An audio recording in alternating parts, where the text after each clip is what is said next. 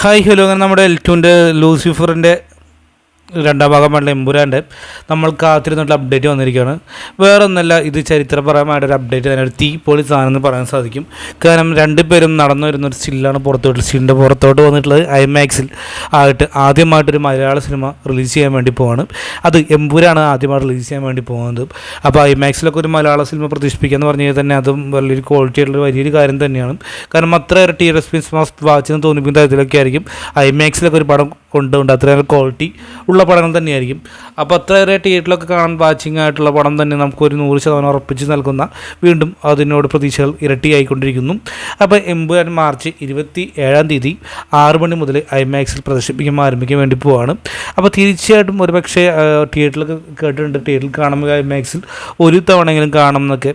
അപ്പോൾ ആരൊക്കെയാണ് എമ്പുരാനെ വേണ്ടി കമൻറ്റ് ബോക്സിൽ രേഖപ്പെടുത്തുക. വീഡിയോ ഇഷ്ടപ്പെട്ട സപ്പോർട്ട് ചെയ്യുക. ബൈ.